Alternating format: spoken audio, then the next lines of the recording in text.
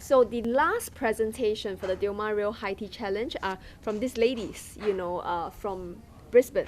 Yes. So we have a Natalie and we also have Misaki. And tell us a little bit about the concept, because we know that the judges were really, really impressed by the whole global experience that you showcased.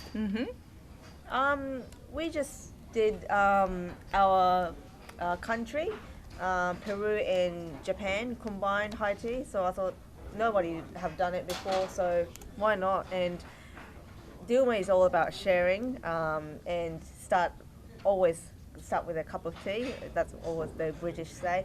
So why not combine our two cultures together and make it into a real high tea? And I know that in Peru, Japanese it's the Japanese civilization, and the group of Japanese there is actually quite prominent as well. Yes. Actually, history went back from 1800s. Yeah. Japanese people moved to Peru roughly in 1898 due to low work state in Japan. And around about 800 people got a job at the coastal plantations, and they eventually made their own business and restaurants and all that, and that's how kind of affect the modern Peruvian dish these days. Yes, because Yes. the children or the people were making the food, and they were also combining the Japanese and the Peruvian food together, and that's where it all started. It started in the house, in the homes, and then it started developing into a more finer cuisine, which is called the Nikkei cuisine as well. Okay. So now we have the Nikkei cuisine in Peru as well, which is a mixture of Peruvian and Japanese as well. Wow, and I think that's quite a global trend right now as well. Yes, we hopefully that's what we want to. That's what we wanted to get. So Natalie, we noticed that you were using a decanter Yes. for the teas just Yes. now, and I think Dilhan actually pointed that out and said it was really respecting tea tradition. Correct. Could you share with us a little bit Yeah, more? sure. Basically, I really personally, and we really wanted to show the decanting method for the brewing of the tea and the serving of the tea as well, because basically it is just a nice way to provide a superior experience as well for the people that are going to drink it. Also, decanting, it prevents over steeping as well, and the infusion process in order to provide a more balanced cup. And when you are decanting, you maintain the flavor of the tea intact, and also you try to balance all those flavors, aromas, and the strength of the tea, and it'll just it makes it all much better and a better experience for everyone. So yes, that's what it is.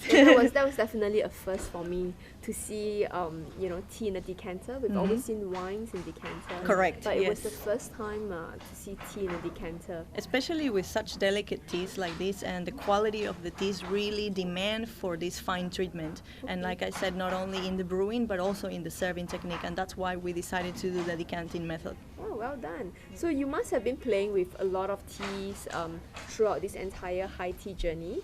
Any personal memories for you when it comes to tea? I have lots, but as like try and error. Like I found it when I was doing ceviche. Kingfish and salmon absorb more tea flavors than any other teas. Ceviche in Peru is normally done by whitefish, as I mentioned in the presentation. It actually does not absorb any tea flavor. So I changed that to kingfish, and then moved on to salmon. And I wanted to use salmon in the first place because it's more iconic Australian fish. Like the Tasmanian salmon that everybody loves. It's really juicy, a little bit of oil that keeps it nice and moist with the ceviche. I changed the whole concept, but yeah, It turned out really good. It turned out really, really good. I thought it was going to be a most easiest one, as it's pretty much fresh ingredients kind of mixed together in a shot glass, but it's not. It took me a while to get this, just a little one shot glass done. Took me good 6 months. Wow. Yes, Okay. and I probably perfected it a week before I came over here. Okay. It was most challenging, as tea is very delicate. When you put it into food, it might change the flavor. When you're baking it, it will affect the sponge or the roulade, and you won't be able to taste much. You just have to play around it, but the whole process is just fun and exciting. Yeah, it sounds like you really nailed it, because I saw how Peter Kuruvita was, had a lot of high praises for the ceviche during his comments. Yes. What about for you? Any personal? Yes, so basically, I think it's the same for the cocktail part. When you're doing the cocktails and beverages and mocktails as well, I find it myself that there is not really a rule in terms of the tea brewing or the minutes or whatever. You really need to play around it and make sure that you're actually tasting as well.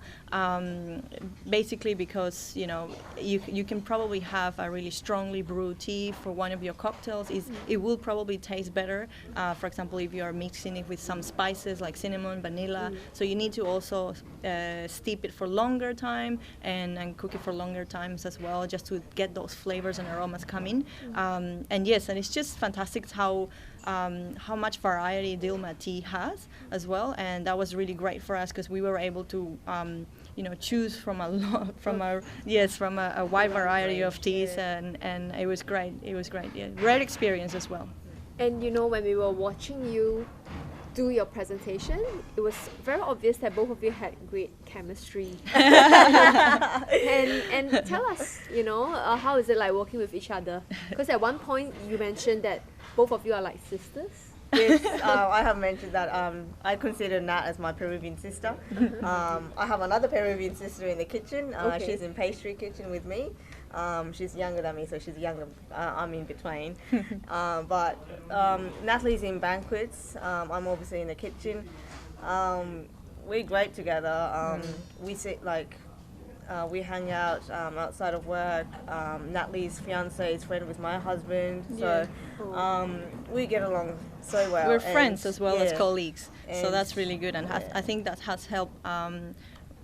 Today, especially with our presentation, because I think we had really good communication and everything kind of flow a little bit, and we make jokes here and there. Yes.